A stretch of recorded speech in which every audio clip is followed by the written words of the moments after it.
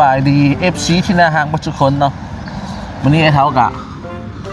มาเสื่องกันอีกแล้วเนาะคือเสื่องกิจกรรมเสื่องคือเก่าเนาะเพื่อให้ FC ได้รุ่นน้ำกันเนาะเพราะว่าคือว่ามันยิงปิ้นเตี้ยเกือบทันก็สิบระยายนะสนุกแต่ว่าทันอยู่เนาะไอ้เท้าปิ้นมานี่วันนี้แจกหลายเรื่องพวกนี้นะมีซาวพันนำเลยเนาะมีซาวพันนำเนาะรางวัลใหญ่ซาวพัน2รางวัลเนาะซาวพัน2รางวัลคุณเด้อเนาะอย่าลืมเด้อซอกหาน้ำกันเดี๋ยวอาหารเฮาเสื้อมาไหนได้เขาจะแจ้งให้ฮู้เนาะติดตามในวิดีโอเบิ่งอยู่ในวิดีโอเนาะเขาพร้อมที่จะไปเสื้อกันแล้วก็ไปเลย Let's dance เนาะจุดที่1ให้เรากับเสื้อเรียบร้อยแล้วเนาะจุดที่1เนาะแถวนี้แหละจุดที่1เนาะอันไหนจุดเก่าเนาะเสื้อสบายๆใกล้ๆเนาะใครก็เห็นได้เนาะขึ้นมาเนาะจุดที่1ได้ดีเด้อเขาบ่เสื้อยากนะเขาเนาะเพราะว่าอยากให้ทุกคนได้อยากให้ FC ได้ทุกคนเนาะใครมาไว้ก็ได้ก่อนใครมาซากะบ่ทันเด้อโอเคนะที่1เรียบร้อยไปแล้วเดี๋ยวไปตามมาจุดที่2เลยนะจุดที่2เสร็จนะจุดที่2เนาะจุดที่2ก็จะแถวนี้นะจุดที่2เนาะชั้น2นี่ที่เสื่องอ้าหลายๆกันชั้น2นี่รู้สึกว่าคนจะซอกเห็นดีเนาะเสื่องอ้าดีนิดนึงนะชั้น2นี่นะชั้น2นี่แถวๆนี้เด้อชั้น2เด้อวันที่2ละวันที่2อยู่แถวๆนี้บ่อยู่ไกลเนาะวันที่2นั่นเป็นวันที่3เนาะวันที่3แถวนี้วันที่3เลยบ่ได้อยู่ไกลวันที่3เนาะอยากให้ทุกคนได้วันที่3ไอ้ซ่อนเคนลำเอาเด้อวันที่3เด้อนะครับนี่แหละวันที่3เนาะวันที่4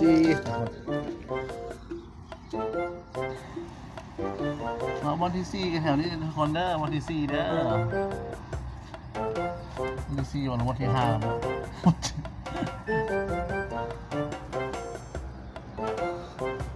ในวันที่4แถวนี้แหละเขาเสื้องานหรอกอยากให้ทุกคนได้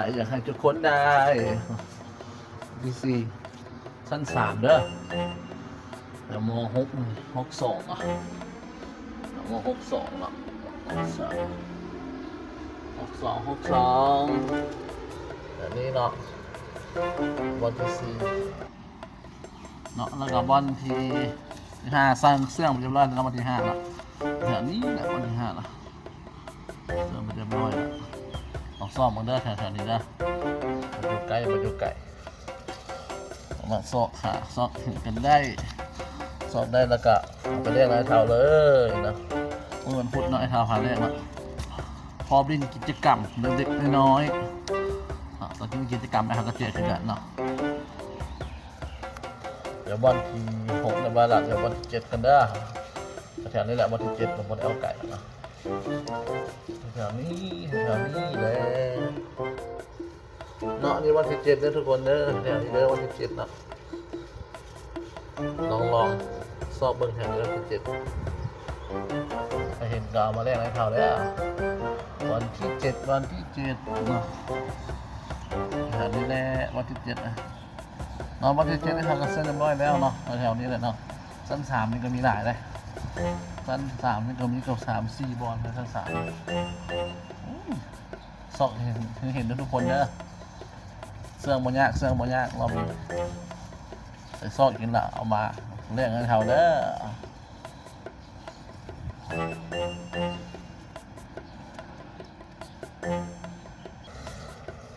เนาะชั้น4บนชั้น4ก็มีหลายนะชั้น4นะจุดนี้นะจุดขึ้นมันจะสูตรโบโดนี่เสื่องไว้นี่ก็เกือบ2 วอนคนเด้อชั้น4นี่ซอกดีเด้อชั้น4เด้อม.5 3เนาะชั้น4ม.5 3ม.7 1นี่เนาะเดี๋ยวโซนนี้เนี่ยให้เอาเสื่อง3 จุดเนาะ ชั้นสี่เนาะชั้นสี่เท้าเสื้อทั้ง3 จุดเลย3 จุดโอ้ดอกนี่เหลืองงามดีเนาะดอกนี่งามไรไปต้นทั้งสากำลังออกมาเขียวสะอุ่มทุ่มถ้วยเลยงามเพลงเป็ดหันกันมาได้เป็ดมาซอกนำจะหน่อยตอนแรกเลยเป็ดกับซอกนำเนาะซอกเลยเขาขาดทุนเนาะเป็ดตื้มเล็กสูตรใส่ไปได้เสียให้เรา100,000โอ้เป็ดเจ้านี่ข้างหลังหรือเนาะชั้น4เนี่ยเขาแจกหลายเนาะ3 บอลฝากนึงก็3 บอลละชั้น4ฝากละ3 บอลเนาะ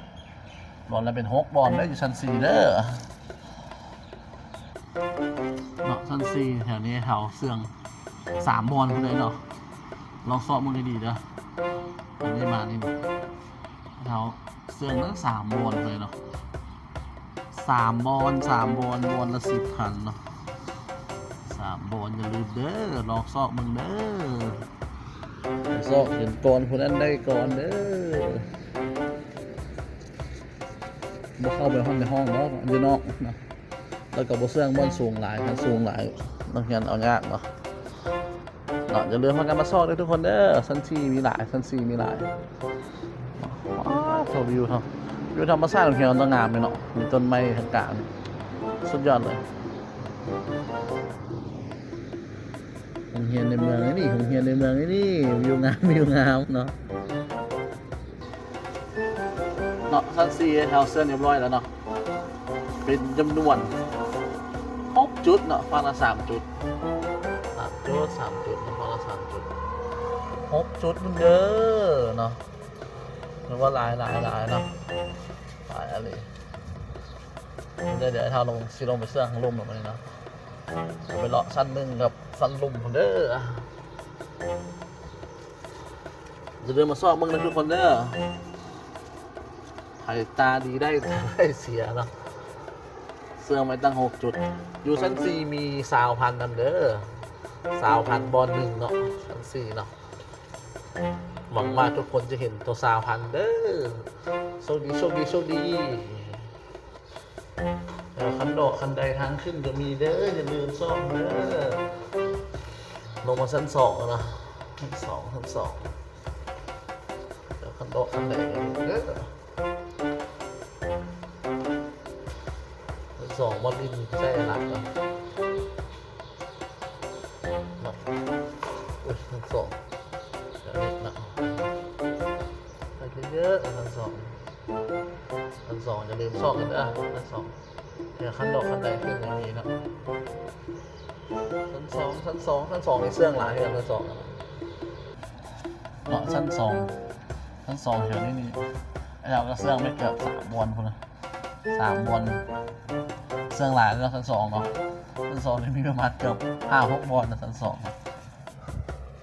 จะเดินมาซอกกันได้ชั้น2เนาะเสื่องหลายชั้น2เนาะแต่ตัว20,000จะเสื้ออยู่ชั้นลุ่มเด้อชั้น1ครับพยายามซอกกันได้เห็นเด้อคนเด้อ20,000เด้อเสื้ออยู่ชั้น4 บอล1แล้วกันอยู่ชั้นลุ่มบอล1ชั้น2นี่หลายเนาะชั้น2หลายเลยทีเดียวเดี๋ยวเราจะลงไปลุ่มละชั้น1เจอกันชั้น1เนาะชั้น1คันใดทั้ง2เรื่องดีมาเลยนะคันใดทั้ง2เรื่องเนาะพยายามซอกกันได้ดีเด้อทุกคนเด้อชั้นนี้ก็มีเนาะสั้นนั่นเดี๋ยวมีฟ้านั่นเดี๋ยวมีแทนขั้นใดนะเดินจากบอลนี่อีก2-4เลยประมาณ5-6 บอลมี20,000นำเนาะเดี๋ยวไปชั้น1หมดเลยนะ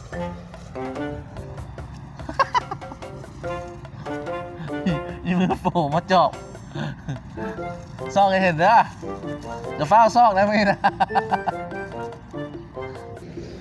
เนาะชั้น1มานี่จากของหน้ามีมานี่2 บอล3 บอลนะชั้น1อันนี้มันเลยนะมีหลายบอลเลยเนาะ2 บอล3 บอลสามารถซอกบอลได้เลยได้เห็นแล้วเอามาเลขเลยเนาะ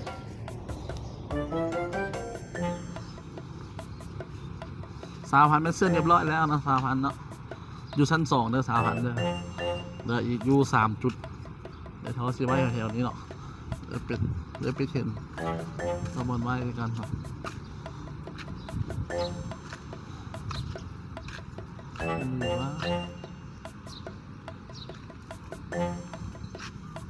แต่ต้นไม้นี่ก็มีนะครับต้นไม้นี่ก็มี3-4 บอลอะต้นไม้นะครับ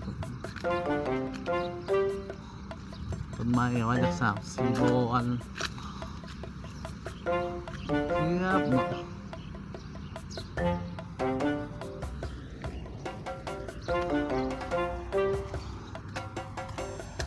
ต้นไม้นี่ก็มี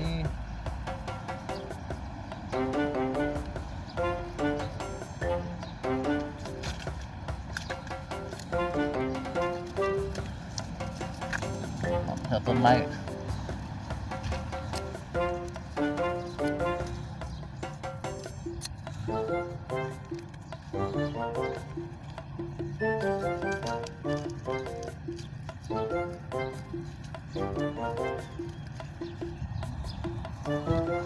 ต้นไม้นี่มีเลยทุกคนนะ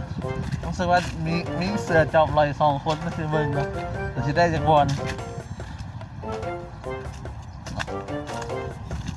ต้นสากก็มีนะครับก็มีจะเริ่มมาแรกเด้อ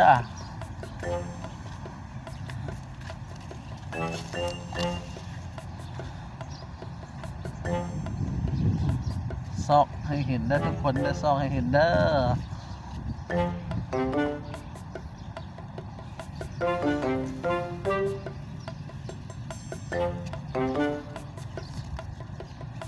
เลยบอลสุดท้ายแล้วเนาะสุดท้ายเนี่ยมุมเนี่ยเนาะสุดท้ายเพราะแต่แถวนี้เนาะไม่ได้ห้องแถวกำแพงเลยแถวกำแพงมุมนี้แถวกำแพงเนาะต้นสารต้นไม่ใหญ่ขนาดสนใจเลย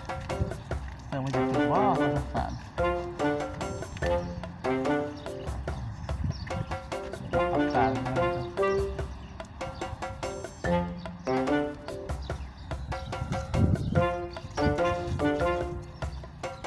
สากกระเซื้องแล้วหลักทุงนะหลักทุงนี่จะจุดกันนะหลักทุงจะมีได้ทุกคนเด้อจะหลักทุงจะมีได้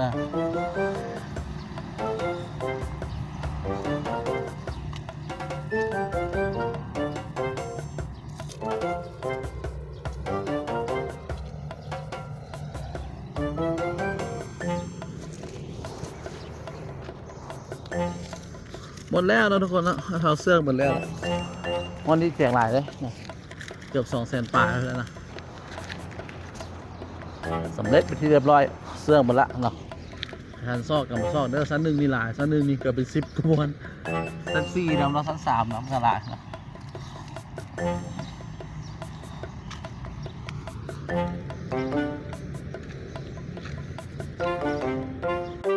เท่ากับเสื้อเรียบร้อยแล้วเลยทุกคนเด้อ